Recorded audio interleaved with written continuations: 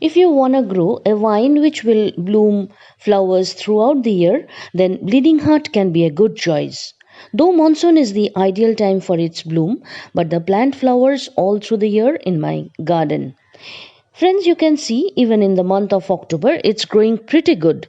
If there is bloom in January, I will surely give you the update.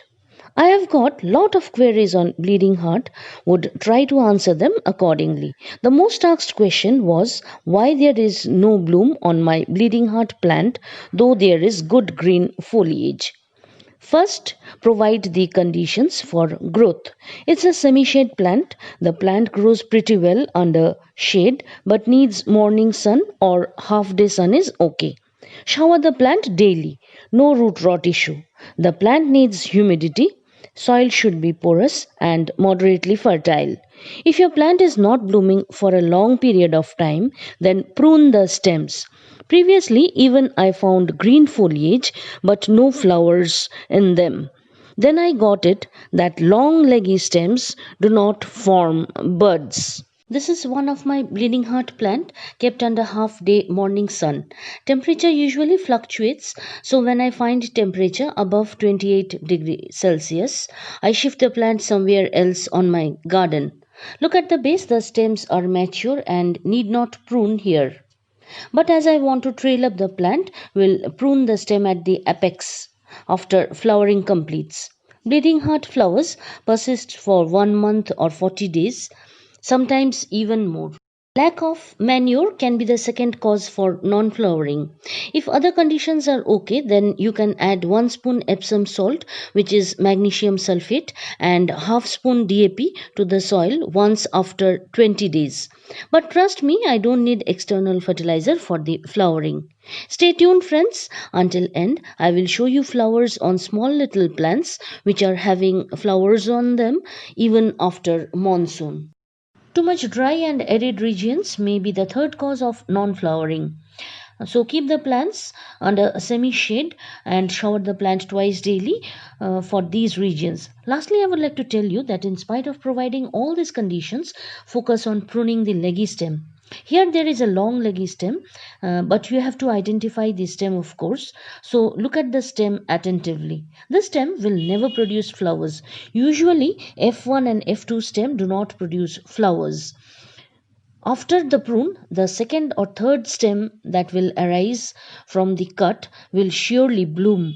I have discussed this on episode 7 of Bleeding Heart. You can check the playlist and watch the video. So, friends, gather courage and snip off this sort of leggy stem. Surely there will be lots of flowers. I have approximately 15 or 16 pots of Bleeding Heart and all growing from cuttings. Another asked question is मेरे bleeding heart plant में पत्ते झड़ गए और फूल नहीं खिल रहे. The main reason for leaf fall on bleeding heart plant can be due to irregular or infrequent watering. Can also be due to sudden weather fluctuation. Another cause can be due to root bound condition, but when the plant goes root bound, until then you will be an experienced gardener for bleeding heart and you will not need me. Okay, let's know how to solve this problem. Don't hesitate. Again, the same method. You have to snip off the black or dried portion of the stem. Have faith and patience, there will be new shoot growth. Cutting stem enhance cell division and promote growth of the plant. Mealybugs often attack bleeding heart plants. Right now, I can see a caterpillar chewing up leaves, not visible through camera, friends. I have to remove this manually. You know, I am frightened of caterpillars. Maybe you too. There appears skin rash on touch, so be careful. Through pesticide spray, they cannot be removed, and usually they appear in the monsoon time and is found in large size after monsoon. So here, have a look. Will show you on close view. In the market, you will get several insecticide spray, but they don't work actually. Caterpillars have to be removed manually. But if the infestation is in abundance, you have to apply insecticide for 3 alternate days or until it's removed. This is a cutting placed beside peace lily. I never place cuttings on separate pots. I place them randomly here and there wherever there is space on other pots. There are two reasons. First, the cuttings survive under plant colony where there is humidity and the new cuttings do not feel lonely. Secondly, I don't need to water separately for the cuttings. Now we'll show you another plant which is growing near the hibiscus plant, and I really don't know when I had placed this cutting. The flowers have bloomed since 15 days and they will persist for more 15 days, hope so. Friends, I have done no care for this plant, but you can see it for yourself how pretty flowers have bloomed in this small little plant. For bleeding heart, you can take any kind of soil. Simply add some cow dung compost or vermicompost and some river sand. Or otherwise, if you are too much focused on soil, then add neem extract, coco peat, compost, charcoal crush, each component 1 handful. After the plant is stable to the pot, add NPK, DAP, magnesium sulfate. All mixed together, only 1 spoon once a month.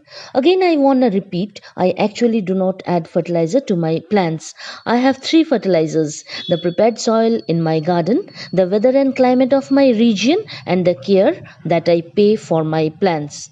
But my viewers always ask me about the fertilizer, so this is it what I said. Even this plant had some long leggy stems. I snipped them away. New shoots will soon arise. One of my viewers asked me how to make the plant bushy.